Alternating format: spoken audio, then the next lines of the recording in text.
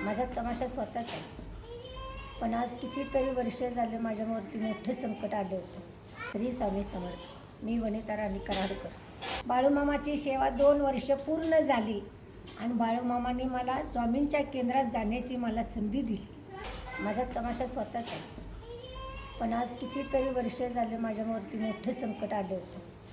पण त्या संकटाला मी फार कंटाळले होते. मग 2 वर्षे मी बाळूमामाची सेवा केली. रात्रंदिवस देवांची भरपूर नावं घ्यायची. देवांना म्हणायची की माझ्या नशिबीला असं का, कशासाठी तुम्ही माझं कधीच संकट दूर करणार. शेवटी वैतागून 2 वर्ष बाळूमामाची सेवा केली. शेवटी मला बाळूमामाने स्वामी समर्थाचं मंदिर मला केंद्र दाखवलं. पण स्वामींना मी कधी हात जोडून मी मनापासून प्रार्थना करत नव्हते. पण योग असा आला की स्वामी बाळूमामाची सेवा 2 वर्ष पूर्ण झाली आणि बाळूमामाने मला स्वामींच्या केंद्रात जाण्याची मला संधी दिली. मग मी 2 वर्ष झाली मी स्वामींची सेवा करते. माझ्या हातून चुका जरी झालेल्या असल्या तरी मी स्वामींना सांगते की माझी भोळी भक्ती इडी वाकडी सेवा स्वामी तुम्ही मान्य करून घ्या आणि माझं आलेले संकट माझं दूर करा. स्वामींचा मला अनुभव एकदा असा आला की लॉकडाऊनमध्ये 2 वर्ष मी अंधारामध्ये राहिले. कारण माझे का नाही पैसे लाईट बिल भरले नसल्यामुळं माझी लाईट कट करून नेली. त्यावेळेला मी ऑटोमॅटिक रडले. 2 वर्ष मी अंधारात राहिली. नंतर मी विचार केला की आता करायचं काय. म्हणून असा एक मला चमत्कार मिळाला. कानामध्ये माझ्या कुणीतरी बोललेला मला आवाज आला की अजून तू अंधारात किती दिवस राहणार. असं ऐकल्यानंतर मी जागी झाले आणि सकाळच्या पारी मला नारायणगाववरून एक फोन आला. मावशी तुमच्या अकाउंटमध्ये 11,000 रुपये जमा झाले का बघा. मी आबा शिवनगरमध्ये चालत मी कराडला गेले. कारण त्यावेळेला मला रिक्षाला पैसेसुद्धा नव्हते. खात्यात मी जाऊन बघितले माझे 11,000 रुपये जमा झाले. मी लाईट बिल भरलं, पाणी बिल भरलं. ज्या वेळेला मी लाईट बिल भरून घरी आल्यानंतर माझ्या घरातला उजेड बघितल्यानंतर माझ्या मनाला इतकं समाधान झालं आणि ऑटोमॅटिक माझ्या डोळ्यातनं पाणी आलं. दुसरी गोष्ट असेच मी स्वामींचं तारक मंत्र ऐकून मी मोबाईलला झोपले होते. कचवा अगरबत्तीचा एक तुकडा पेटल्याला तो माझ्या गादीवरती पडला. पूर्ण अख्खी एका साईडची गादी जळाली. चादर वाकळ सतरंजी पूर्ण जळाली. तरी पण मला जाग आली नाही. 5:15 वाजता अंगाची त्या अंगावर व्हायला गेल्यानंतर माझा मोबाईल इतका गरम झाला आणि त्या मोबाईल गरम झालेल्यावरती माझा उजवा हात पडला. मला चटकन मला भाजलं झोपेत. मी उठून बघते तर मोबाईलचा एक कोपरा माझा जळला. जळल्यानंतर मी म्हणते एवढा धूर कसा झाला माझ्या घरात. बघते तर काय पेटलेलं दिसेनाच. ज्या बाजूला मी झोपले होते त्या बाजूला बघते तर सगळं दुपत गादी पूर्ण एका साईडची गेली. म्हणजे एवढा स्वामीने की माझ्यापर्यंत कुठलंही संकट माझ्यापर्यंत येऊ दिलं नाही. त्यांनी संकट येण्याच्या अगोदरच त्यांनी मला सावध केली आणि तो मोबाईल गरम झालेला तो चमत्कार मला स्वामींनी दाखवला आणि त्यात मला जाग आली. म्हणजे एवढं मनापासून मी स्वामींची सेवा करते, स्वामींच्या सेवेत राहते.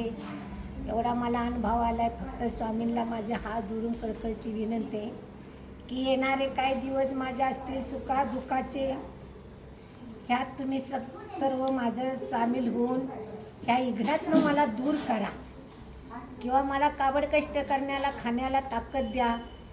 मला कुणाचं हरामाचं नको, कुठं खोटं बोलायचं नाही, कुणाचं लुटायचं नाही, लुबडायचं नाही. मी तमाशातली एक नाचणारी नाही. आयुष्यभर मी जगाला माझी कला दाखवत आले. आता राहिलेलं आयुष्य जर स्वामींनी जर माझं तिथं थांबवलं आणि दुःखाचे दिवस माझे पार त्यांनी घालवलं तरच माझ्या मनाला समाधान मिळेल. एवढं सांगते. त्यामध्ये मी पाया पडायला गेले. पाटील दादांना विचारलं की स्वामींची आरती किती वाजता असते. ते म्हणले 8 वाजता. मग म्हणलं, मग 8 वाजता म्हणल्यानंतर मी स्वामींच्या केंद्रात जायला लागले.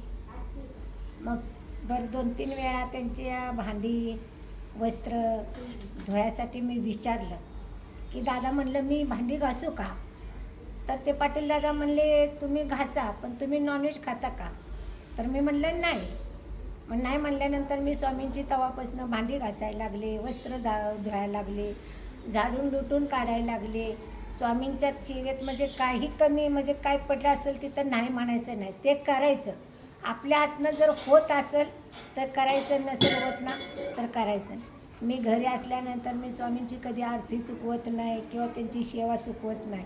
पण योगायोग जर मी अशी कुठे कार्यक्रमाला किंवा कुठे जर जायला लागले किंवा घरामध्ये प्रॉब्लेम जर आला कुठल्या या गोष्टीचा, तर मी स्वामींच्या आरतीला मी जात नाही. जरी मी एखाद्या दिवशी जर गेले नसले ना तर मला त्याचा अनुभव चांगला येतो. मला झोप लागत नाही, मला भूक लागत नाही. स्वामींच्या माळा जप केल्या किंवा त्यांचं नामस्मरण केलं तरच मला झोप लागते. म्हणून मला स्वामींच्यावरती माझा लई भरोसा. स्वामी म्हणतात ना, ज्याला कुणी नाही त्याला मी आहे. तर तुम्ही मनापासून स्वामीवरती भरोसा ठेवा. तुम्ही म्हणशीला की मला खाल्ल्या रूप आलं पाहिजे, तसं नाही. तुम्ही त्यांच्यासाठी पण काहीतरी प्रयत्न करा. त्या प्रयत्नाचं तुम्हाला कुठंतरी स्वामी तुम्हाला फळ देतील आणि हे 100% खरं आहे. तुम्ही विश्वास ठेवा त्यांच्यावरती. काय विश्वास ठेवल्यानंतर म्हणतात का नाही, कष्टाचं फळ हे स्वामी तुम्हाला कष्टानंच देणार. ते तुम्हाला स्वतःहून आणून देणार नाही, तुम्हाला मार्ग दाखवणार. तुम्ही वाईट मार्गाला जात असेल तर तुमचा वाईट मार्ग ते बंद करणार आणि चांगल्या मार्गाला तुम्हाला पाठवणार. तुम्हाला कुठलं मार्ग तुमच्या काय असेल, जादू टोना करण्या धरण्या वायबल तुम्हाला असं केलं असेल, तुम्ही दिवसातून एकदा तरी स्वामींचं नामस्मरण करा किंवा त्यांच्या प्रार्थनात आरतीच्या टायमाला त्यांच्यात सामील व्हा. काही जरी तुमच्या मागं असेल तर ते दूर घालवतात. हा माझा मनापासून मला माझा विश्वास आहे.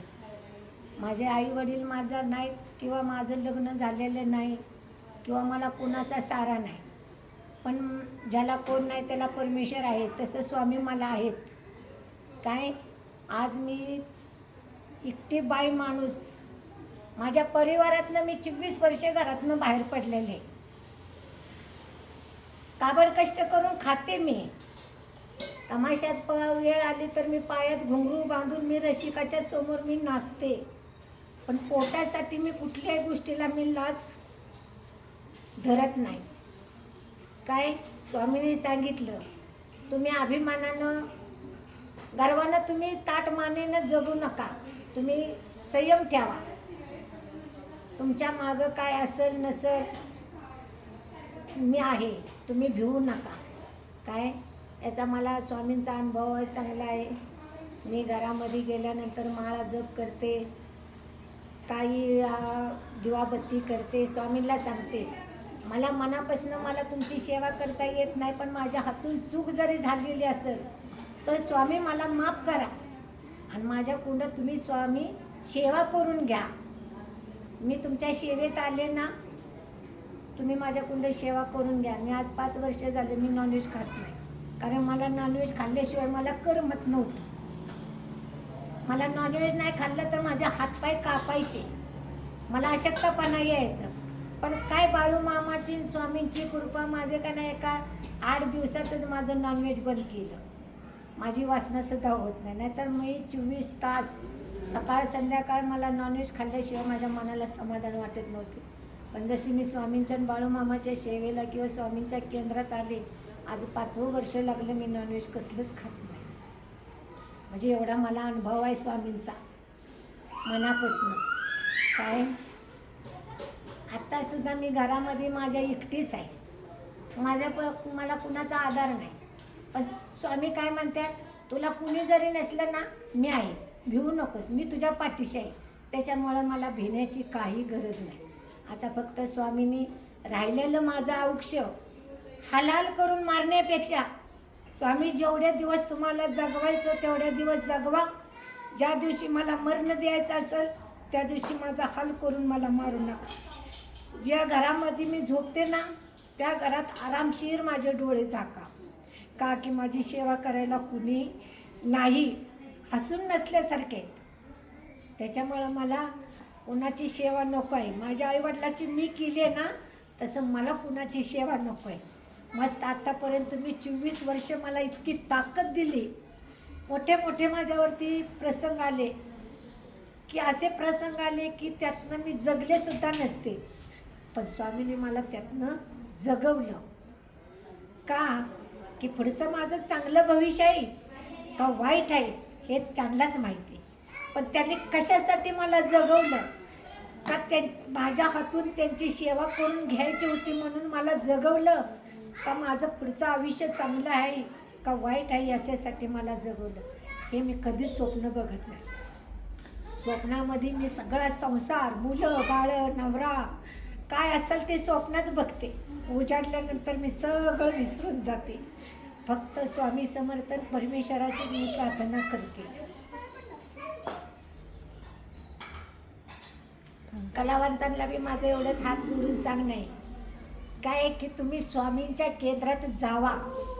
तुमचं कसलंही दुःख असू द्या, त्या दुःखाला तुम्ही ते तुमचं दुःख ते स्वामींच्या चरणी अर्पण करा. स्वामी त्यातनं तुम्हाला मार्ग देतील. त्या मार्गानं चाला, कष्ट करा, कष्टानं जगा. कुणाचं वाईट करू नका, कुणाचं वाईट चितू नका, कुणाचं लुटू नका, कुणाला एखाद्याला फसवू नका, किंवा एखादा समोर जर त्याच्या कष्टानं ते पुढे जात असेल तर त्याला मागं वळू नका. का की हे समोरच्या माणसाला दिवस आलेले असतात ना, हे काही दिवसांना तेच दिवस आपल्याला येतात. मग त्यावेळेला आपण म्हणतो की अरे अरे मी एवढा उंच गेलेलो, मी खाली कसं काय पडलो. ते तू पडला नाहीस, ती स्वामीने तुला खाली पाडलं. का की गर्व अभिमान हा माणसाचा कधीही शेवट जात नसतो. तुम्ही मुंगी म्हणून साखर खाल्ली ना, त्यात स्वामी तुम्हाला प्रगट होत्याली. हत्ती म्हणून लाकडं फोडायला जातील ना, तर तेच लाकूड तुमच्या डोक्यात पडल्याशिवाय राहत नाही. काय तेव्हा माझी कलाकारांना किंवा रसिकांना माझी एक हात जोडून विनंती की कुठल्याही गोष्टीचं सक्का भाव असू द्या, सख्खी बहीण असू द्या, किंवा घरातलं कुठलंही परिवार असू द्या, भांडायला लागल्यानंतर त्याचा जास्त मनामध्ये राग धरायचा नाही. काय तो वाईट आहे का चांगलं आहे हे त्याच्या कर्माची फळं तो भोगणार, पण आपण त्याच्या वाटेला जायचं नाही, कारण त्याची फळं आपल्याला सुद्धा भोगायला लागतात. काय हितच करा आणि हितच भरा.